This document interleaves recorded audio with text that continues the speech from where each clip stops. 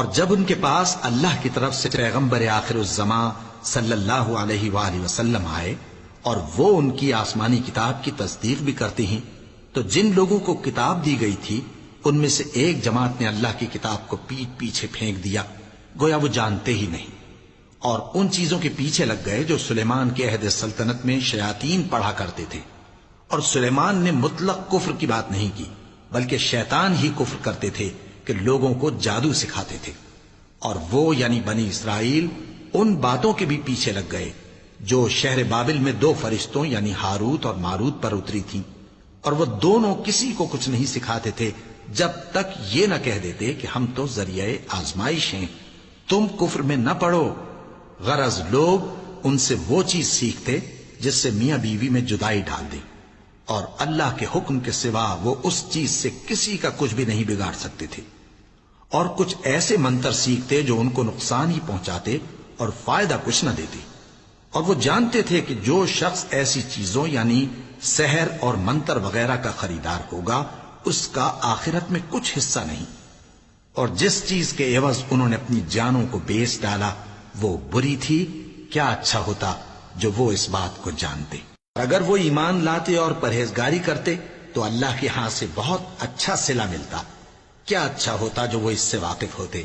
اے اہل ایمان، گفتگو کے وقت پیغمبر صلی اللہ علیہ وآلہ وسلم سے رائنا نہ کہا کرو، انظرنا کہا کرو، اور خوب سن رکھو، اور کافروں کے لیے دکھ دینے والا عذاب ہے۔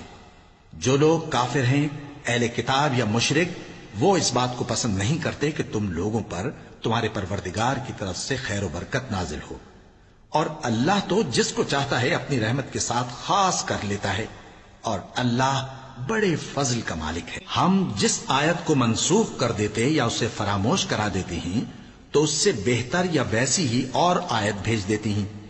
کیا تم نہیں جانتے کہ اللہ ہر بات پر قادر ہے؟ کیا تمہیں معلوم نہیں کہ آسمانوں اور زمین کی سلطنت اللہ ہی کی ہے، اور اللہ کے سوا تمہارا کوئی دوست اور مددگار نہیں؟ مسلمانوں، کیا تم یہ چاہتے ہو کہ اپنے پیغمبر صلی اللہ علیہ وآلہ وسلم سے اسی طرح کے سوال کرو جس طرح کے سوال پہلے موسیٰ سے کیے گئے تھے؟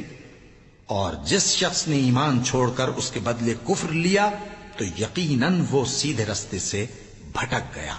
بہت سے اہل کتاب اپنے دل کی جلن سے یہ چاہتے ہیں کہ ایمان لا چکنے کے بعد تم کو پھر کافر بنا دیں، حالانکہ ان پر حق ظاہر ہو چکا ہے، تو تم معاف کر دو اور درگزر کرو یہاں تک کہ اللہ اپنا دوسرا حکم بھیجے۔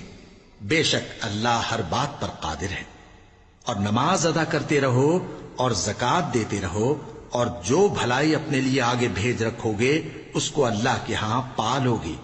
کچھ شک نہیں کہ اللہ تمہارے سب کاموں کو دیکھ رہا ہے۔ اور یہودی اور عیسائی کہتے ہیں کہ یہودیوں اور عیسائیوں کے سوا کوئی بہشت میں نہیں جانے گا۔ یہ ان لوگوں کے خیالات باطل ہیں۔ اے پیغمبر، ان سے کہہ دو کہ اگر سچے ہو تو دلیل پیش کرو۔ ہاں، کیوں نہیں؟ جو شخص اللہ کے آگے گردن جھکا دے یعنی ایمان لے آئے اور وہ نیکوکار بھی ہو تو اس کا صلہ اس کے پروردگار کے پاس ہے، اور ایسے لوگوں کو قیامت کے دن نہ کسی طرح کا خوف ہوگا اور نہ وہ غمناک ہوں گے۔ اور یہودی کہتے ہیں کہ عیسائی رستے پر نہیں، اور عیسائی کہتے ہیں کہ یہودی رستے پر نہیں، حالانکہ وہ کتاب الہی پڑھتے ہیں۔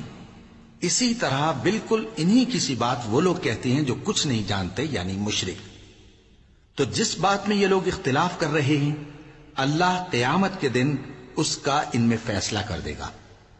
اور اس سے بڑھ کر ظالم کون جو اللہ کی مسجدوں میں اللہ کے نام کا ذکر کیے جانے کو منع کرے اور ان کی ویرانی کے لیے کوشش کرے۔ ان لوگوں کو کچھ حق نہیں کہ ان مسجدوں میں داخل ہوں مگر ڈرتے ہوئے۔ ان کے لیے دنیا میں رسوائی ہے اور آخرت میں بڑا عذاب۔ اور مشرق اور مغرب سب اللہ ہی کا ہے، تو جدھر بھی تم رخ کرو ادھر ہی اللہ کی ذات ہے۔ بے شک اللہ صاحب وسعت ہے، باخبر ہے۔ اور یہ لوگ اس بات کے قائل ہیں کہ اللہ اولاد رکھتا ہے۔ نہیں، وہ پاک ہے، بلکہ جو کچھ آسمانوں اور زمین میں ہے سب اسی کا ہے اور سب اس کے فرما بردار ہیں۔ وہی آسمانوں اور زمین کا پیدا کرنے والا ہے، اور جب کوئی کام کرنا چاہتا ہے تو اس کو ارشاد فرما دیتا ہے کہ ہو جا، تو وہ ہو جاتا ہے۔ جو لوگ کچھ نہیں جانتے یعنی مشرک، وہ کہتے ہیں کہ اللہ ہم سے کلام کیوں نہیں کرتا یا ہمارے پاس کوئی نشانی کیوں نہیں آتی۔